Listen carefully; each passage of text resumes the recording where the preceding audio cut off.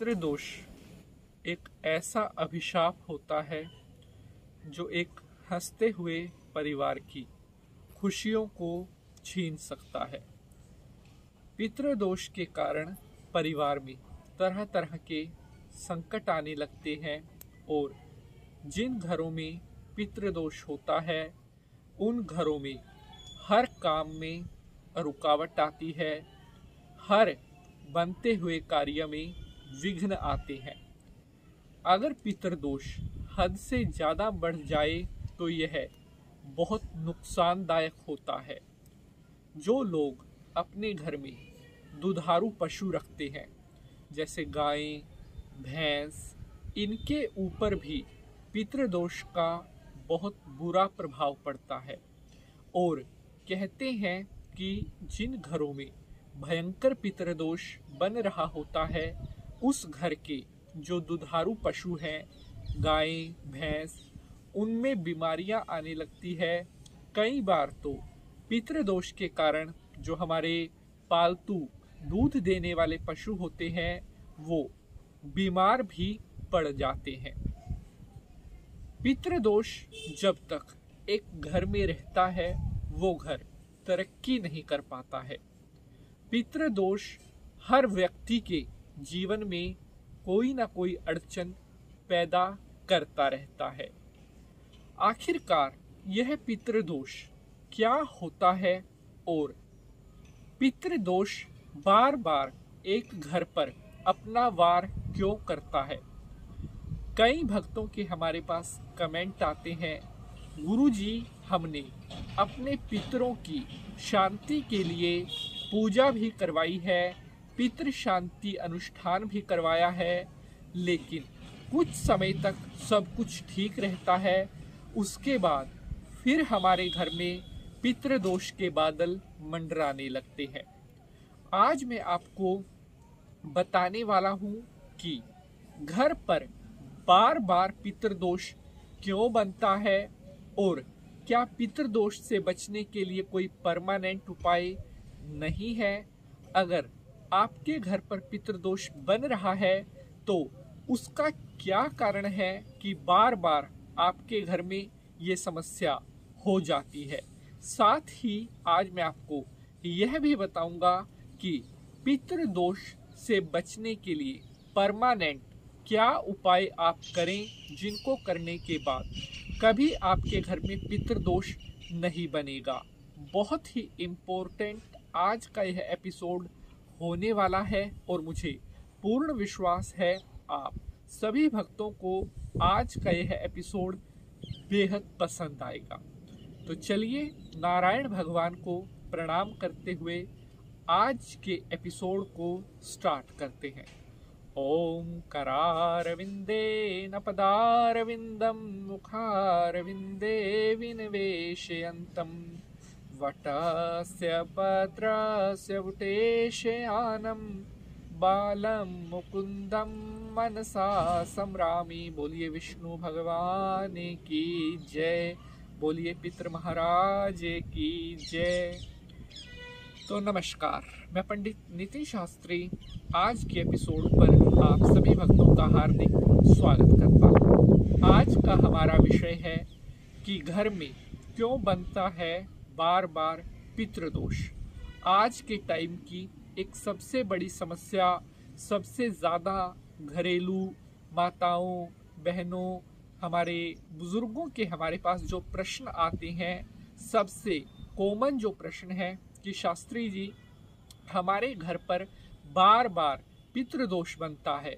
हमने पूजा भी करवा ली, पितरों के लिए वस्त्र भी दान करते हैं, दिवाली पर भी, अमावस पर भी पितरों की प्रसन्नता के लिए कर्म करते हैं, फिर भी हमारे घर से पितृदोष नहीं निकलता। प्यारे बंधुजनों, अब मैं आपको बताता हूँ सबसे पहले कि बार बार पितृदोष बनने के क्या कारण होते हैं।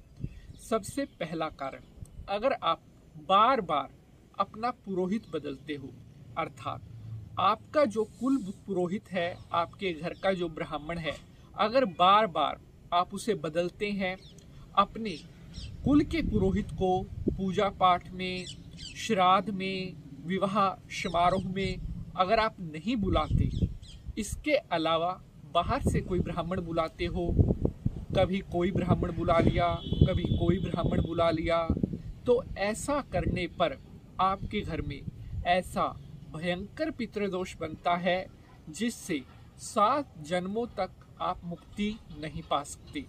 आज के टाइम में एक ट्रेंड चल गया है कि नए नए ब्राह्मणों को बुला रहे हैं और अपने घर का जो ब्राह्मण है वो ऐसे ही बैठा है, उसको नहीं बुलाते और कभी किसी ब्राह्मण के पास चले गए, कभी किसी ब्राह्मण के पास चले गए। बिल्कुल अपने आप अपने घर पर बहुत बड़ा संकट आप लेकर आ रहे हो, क्योंकि ब्राह्मण और यजमान का जो रिश्ता है वो एक घर परिवार की तरह होता है। आज के समय में लोग पूरी तरह से इस बात को भूलते जा रहे हैं। कई लोगों को तो यही नहीं पता कि हमारे कुल का भी पुरोहित है, हमारे घर का भी ब्राह्मण है, जिसे हमारे बुजुर्गों ने सम्मानित किया था, जिसे हमारे घर के जो पहले बुजुर्ग थे उन्होंने हमारा घर का ब्राह्मण लगाया था। अपितु उस ब्राह्मण को ना बुलाकर बाहर से ब्राह्मण बुलाते हैं, तो स्वयं आप अपने घर पर बहुत बड़े और भयंकर पितृदोष को बुलावा दे रहे होते हैं। अगर आप चाहते हैं आपके घर में कभी भी पितृदोष ना बने, तो आप अपने कुल के पुरोहित का सम्मान करना शुरू करें।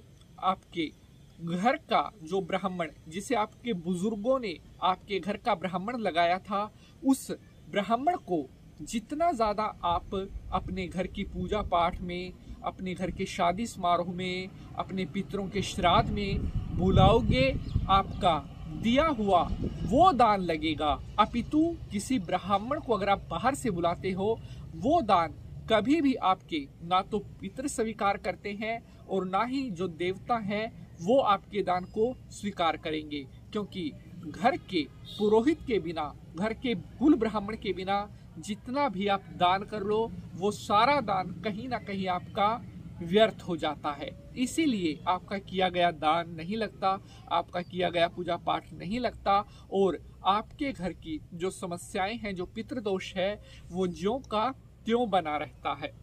दूसरा सबसे बड़ा कारण, अगर आप अपने पितरों की जो विशेष तिथियां हैं, जैसे श्राद्ध है, श्राद्ध के पक्ष में अगर आप अपने पितरों के लिए किसी पवित्र तीर्थ जैसे हरिद्वार, काशी जी, मथुरा, यहाँ पर जाकर अगर आप अपने पितरों के लिए पिंडदान, तर्पण, कोई श्राद्ध नहीं करते, तो यकीन मानिए आपके घर में कभी भी पितृदोष से आपको मुक्ति नहीं मिल पाएगी और बार बार आपके घर में पितृदोष जन्म लेता रहेगा, जिसके कारण तरह तरह के संकट, जैसे बच्चों की शादी ना होना, या नौकरी में अड़चने आना, या परिवार में बार बार बीमारियां आना, इस तरह के संकट आपको बार बार फेस करने होंगे। परिवार में अक्सर लड़ाई झगड़े होते रहेंगे और परिवार की जो खुशियां हैं वो कहीं ना कहीं